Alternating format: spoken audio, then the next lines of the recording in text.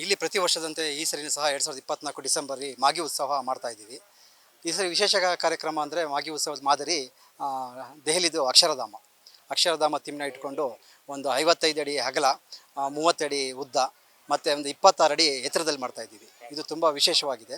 ಮತ್ತು ಹಾಗೆ ನಮ್ಮ ಮೈಸೂರು ಅರಮನೆಗೆ ಸ್ಥಾಪನೆಯಾದಂಥ ಕಾರಣಕರ್ತರಾದಂತಹ ಮುಮ್ಮಡಿ ಕೃಷ್ಣರಾಜ ಒಡೆಯರು ಅವ್ರನ್ನೂ ಸಹ ಸಿರಿಧಾನ್ಯದಲ್ಲಿ ಪ್ರತಿಮೆನ ಮಾಡಿಸಿದ್ದೀವಿ.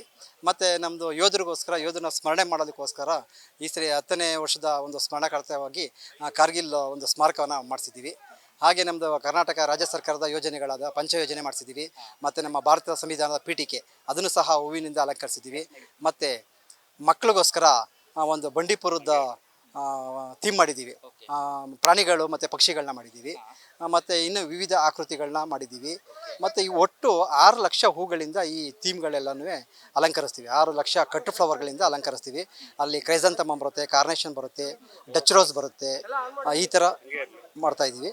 ಹಾಗೆ ನಮ್ಮಲ್ಲಿ ಇನ್ನೊಂದು ವಿಶೇಷ ಕಾರ್ಯಕ್ರಮ ಅಂದರೆ ಗೊಂಬೆ ಮನೆ. ನಮ್ಮ ದಸರಾದಲ್ಲಿ ಗೊಂಬೆ ಕೂರಿಸ್ತೀವಲ್ಲ, ಅದೇ ರೀತಿ ಸಹ ಇಲ್ಲೂ ಸಹ ನಾವು ಈ ಫಲಪುಷ್ಪ ಪ್ರದರ್ಶನ ಬಂದವರಿಗೆ ಗೊಂಬೆ ಅಂದರೆ ಏನು, ಯಾವ ರೀತಿ ಇರ್ತದೆ, ಯಾವ ರೀತಿ ಜೋಡಣೆ ಮಾಡ್ತಾರೆ ಮೈಸೂರಲ್ಲಿ ಅನ್ನೋದ್ರ ಬಗ್ಗೆ ಗೊತ್ತಾಗಲಿ ಅನ್ನೋದ್ರ ಬಗ್ಗೆ ಗೊಂಬೆ ಮನೆ ಅಂತ ಒಂದು ಕಾನ್ಸೆಪ್ಟ್ ಇಟ್ಕೊಂಡಿದ್ದೀವಿ.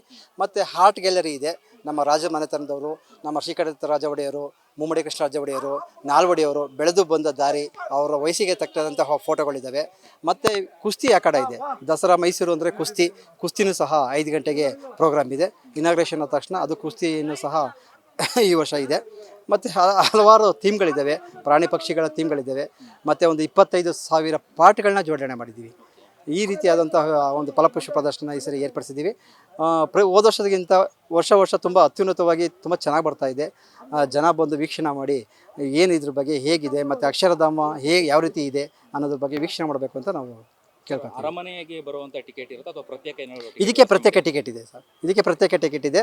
ನಮ್ಮ ದೊಡ್ಡವರಿಗೆ 30 ರೂಪಾಯಿ ಇದೆ, ಮಕ್ಕಳಿಗೆ 20 ರೂಪಾಯಿ ಟಿಕೆಟ್ ಇದೆ ಸರ್. ನಮಗೆ ಈಗ ಡಿಸೆಂಬರ್ ಆದ್ದರಿಂದ ಅಪ್ ಟು ಜನವರಿವರೆಗೂ ನಮಗೆ ಅರಮನೆಗೆ ಪ್ರವಾಸಿಗರು ಇದ್ದೇ ಇರ್ತಾರೆ. ಹಾಗಾಗಿ ನಮಗೆ ಪ್ರತಿದಿನ 30ರಿಂದ 35,000 ಜನ ಬಂದೇ ಬರ್ತಾರೆ ಸರ್ ಪ್ರತಿದಿನ. ಈ ಕ್ರಿಸ್ಮಸ್ ರಜೆ ಬರುತ್ತೆ ಮತ್ತು ಹೊಸ ವರ್ಷನೂ ಬರುತ್ತೆ. ಈ ಪ್ರೋಗ್ರಾಮ್ ಬಂದು ಫಲಪುಷ್ಪ ಪ್ರದರ್ಶನ ಬಂದು 21ನೇ ತಾರೀಕಿಂದ 31ನೇ ತಾರೀಕುವರೆಗೂ ಇರುತ್ತೆ. 31ನೇ ತಾರೀಕು ನಾವು ಬಿರುಸು ಬಾಣ ಎಲ್ಲನೂ ಆರಿಸಿ 31ಕ್ಕೆ ಎಂಡ್ ಮಾಡ್ತೀವಿ. ಹೊಸ ವರ್ಷ ಬರಮಾಡ್ಕೊಂಡು ಉದ್ಘಾಟನೆ ಯಾರೆಲ್ಲ ಭಾಗವಹಿಸ್ತಾರೆ? ನಮ್ಮ ಮಾನ್ಯ ಜಿಲ್ಲಾ ಉಸ್ತುವಾರಿ ಸಚಿವರು ಬರ್ತಾರೆ. ಮತ್ತು ನಮ್ಮ ಚೀಫ್ ಸೆಕ್ರೆಟರಿ ಬರ್ತಾರೆ, ಪ್ರಿನ್ಸಿಪಲ್ ಚೀಫ್ ಸೆಕ್ರೆಟರಿ ಬರ್ತಾರೆ.